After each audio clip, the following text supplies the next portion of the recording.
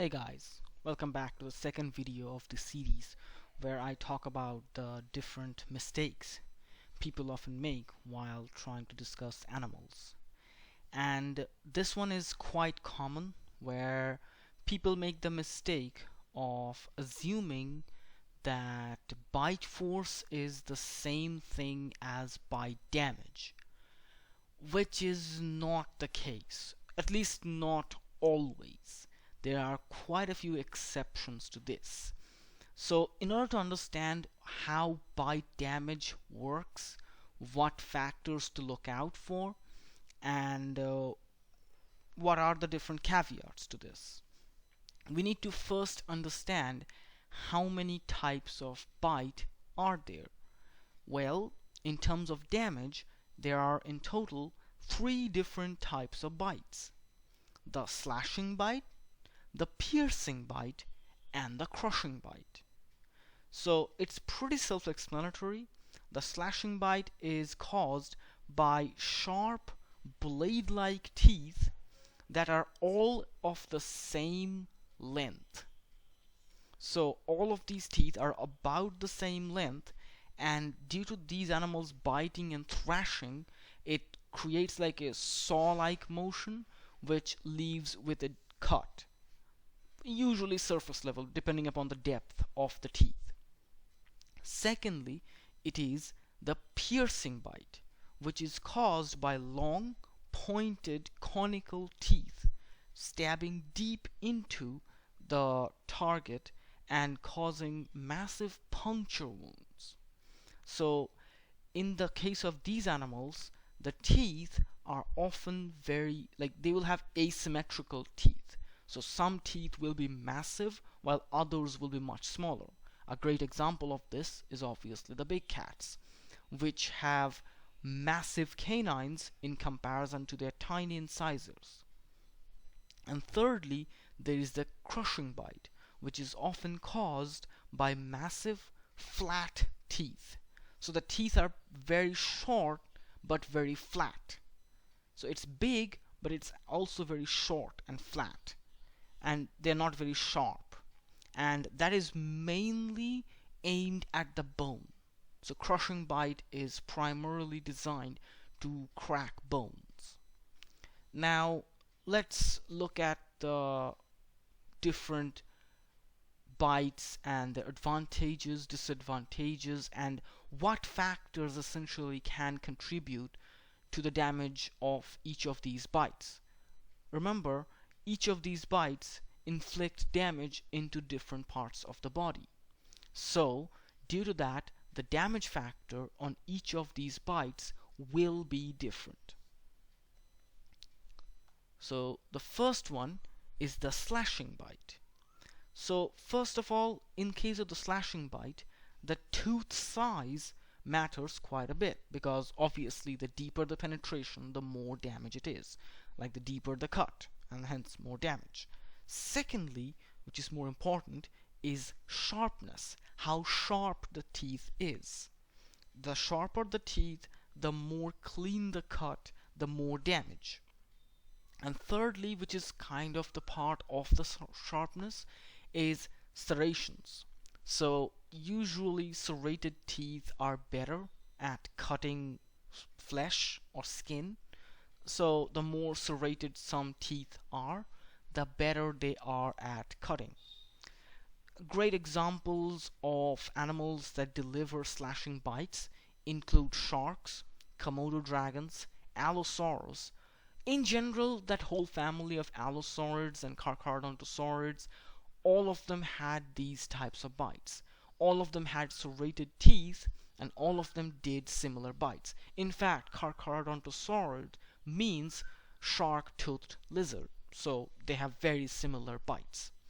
So now that we have understood the damage factors of it, and a lot of animals that have utilized these type of bites into different confrontations or battles, we need to understand how it works and how that can cause advantages or disadvantages depending upon the situation. So firstly, the main advantage of this is, or the main target of this even, is to cause bleed. This type of damage is optimized to cause massive amount of bleed. However, the way these bites are used is they are non-committal attacks. So individual bites might not do as much damage due to less penetration, as all the teeth are of the same length, so they don't penetrate as deep. But this is why individual bites might not do a lot of damage to a large creature. However, multiple quick bites or thrashing can absolutely do long gashing wounds which will bleed out. The main objective again is to cause massive amounts of bleed. Some animals like Komodo dragons use their saliva to have certain venoms which cause the bleeding to not stop. That is a thing. But at the same time, in general, the serrations help with the bleeding as well. So that's the advantage. It can inflict massive amounts of bleeds, and it is not super committal. So they can, if they bite something and they feel like they don't want to bite there, they want to bite somewhere else, they can very easily let go and bite somewhere else. The disadvantage is, due to low penetration, individual bites don't do as much damage. If there are multiple bites in the same area, yes, it can take a chunk off. But individual bites directly don't do as much damage. Unless it's like thrashing or something. But then again, it's counted as multiple bites in that case. And the other disadvantage is that it's not very effective against heavy armor. Now let's look at piercing bites. Right? So in the case of piercing bites, the main damage factor is the depth of penetration. The deeper it goes, the more damage it deals. Essentially, if it can reach something important like the brain or the larynx or the spine, brilliant. That's where more damage happens, because it's one thing to cause bleed on the surface, but to cause internal bleeding or damaging some of the internal organs will do a lot more damage to the opponent. Now, a great example of this is Smilodon, which is obviously pioneered this, but at the same time all big cats essentially do this type of damage, which is piercing damage, as well as certain other animals also tried their luck with piercing damage. One of the examples being the Spinosaurids and crocodiles. I know a lot of people think crocodilians do crushing bite, but the damage, the primary type of damage, is actually piercing, and I will explain it in a bit. But first, let's look at what this is good for. What is the advantage? One, high penetration, and two, it's really good for grappling. Grappling or grabbing with these teeth are really useful, because these teeth kind of work like meat hooks or ice picks, which once jammed in is very difficult to pull out, and they can hold an animal in place really good. And this is why big cats use these, because pretty much all big cats are grapplers. They usually grapple animals, and they pin down and finish them with a penetrating bite to the throat, neck, or head, depending upon the species. But that's the main reason why this bite is so useful, because it's often paired with the attack methodology of big cats, where they attack the vital areas of the body, which can cause massive amounts of damage, because it's an internal damage. Now also, this is not all this is good for. This is also, like I said, is great for grabbing other animals and holding them in place. Both Spinosaurids and crocodilians hunt a lot of slippery prey, mainly fish. And due to that, they needed to grab prey and keep them in place. So that for crocodilians, it's great to grab prey because they want to drown them in the water. And for spinosaurids, it's the opposite. They want to grab slippery fish from the river and drag them to the land. So in either cases, both of these are quite advantageous. The disadvantage of piercing bites is that it's overcommittal. So once something has bitten, it's very difficult to get it out. Due to this, big cats are very careful about where they bite. It's very rare to see a big cat bite on the hindquarters or the belly or some other area like the shoulder of an animal, because if their teeth get stuck there and the animal starts struggling, it's very difficult to get those teeth out, specifically if they get stuck in solid bone. This is where the myth of brittle teeth of Smilodon comes from. Smilodon teeth were not actually brittle. They were really good at penetrating a lot of things, including skulls. There have even been evidences of Smilodons killing caimans the same way jaguars do. So it's not like their teeth could not puncture.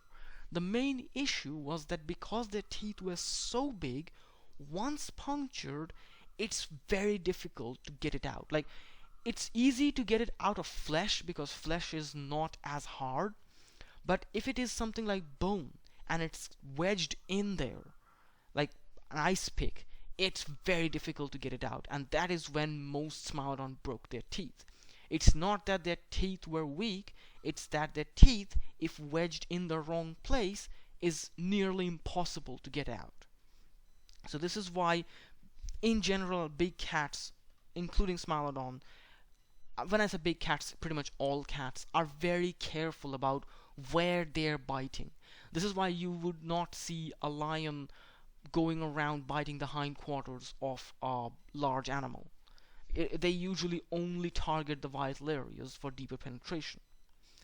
Now, this can be an advantage for animals like crocodilians and spinosaurids, because essentially the animals they usually hunt are either the same size or much smaller than them.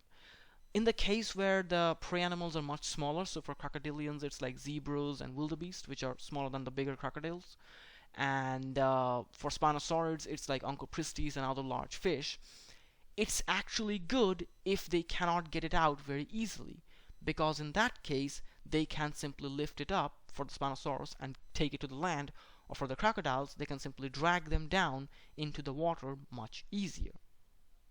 Now let's look at another type of bite, which is the crushing bite. Crushing bite, in this case, bite force is in fact the determining factor in terms of damage. Higher bite force with a crushing bite means more damage than lower bite force crushing bite. That's a different type of bite.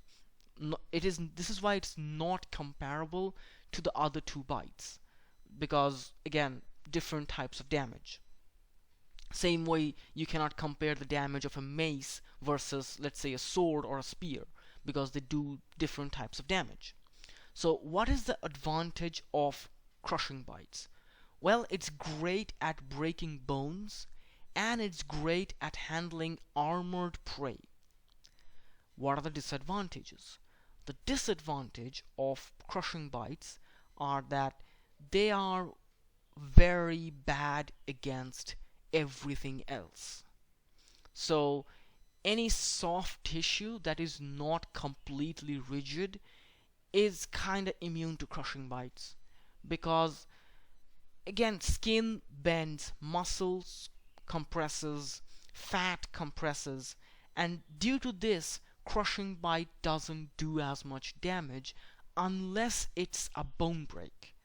If it cannot get a grip on the bone, it cannot do as much damage. This is why a lot of the animals with crushing bites are very specialized scavengers, like the bears and hyenas. However, that's not a guarantee that all crushing bite animals will necessarily be a scavenger, because T-Rex, for example, obviously scavenged from time to time, but also hunted certain prey animals like Triceratops, Ankylosaurus, probably Edmontosaurus as well. So in these cases, the crushing bite is great for fighting armored prey. So because a lot of the T-Rex's prey were very armored, like ankylosaurids or triceratops, the armor piercing ability or armor crushing ability of these extreme bite forces allowed the T-Rex to hunt these animals. So that's another situation it is good for. Now, the disadvantages is that because they usually have blunt, stubby teeth, they don't have much penetration. And due to low penetration, unless it's a leg break, it deals little to no damage to a large creature. So let's now address the T-Rex in the room, not the elephant, because elephants don't bite that much. Let's address the T-Rex in the room, which is some animals can do multiple types of damage with their bites. For example, while the T-Rex mainly did crushing damage, it could also deal piercing damage with its teeth. On the other hand, while the crocodilians primarily do piercing damage, they can also do crushing damage. Or the Smilodon, which primarily did piercing damage, but because their large canines had serrations in the back, it could also do slashing damage. However, one thing we need to remember here is that while some bites can do multiple types of damage, the primary type of damage it does is the main one. The secondary type of damage it does isn't the biggest factor here. Like, for example, let's say a crocodile cannot crush or can crush the zebra skull once it's dead, but that's not how the crocodile kills the zebra. The crocodile uses its extreme bite force to hold prey in place and drag them in the water. It does not kill by crunching the prey unless it's very small animal, like a tortoise or a turtle, which is much smaller for the large crocodilians, where they can grab that thing and essentially first the piercing happens and then it cracks open. But you get the idea. Same with the other animals here as well. So I hope that clears up any confusion you had about bites. Now, a lot of people might say I did not include effects like venom from the bites, but venom isn't really a damage, it's more of a status effect. And that is kind of, and multiple type of bite users can use venom. Like, for example, snakes obviously do piercing damage and then they inject venom. On the other hand, if you look at Komodo dragons, which also use venom, do slashing damage. So again, that is why I did not include venom. So either way, let me know what you guys think, and yeah, as always,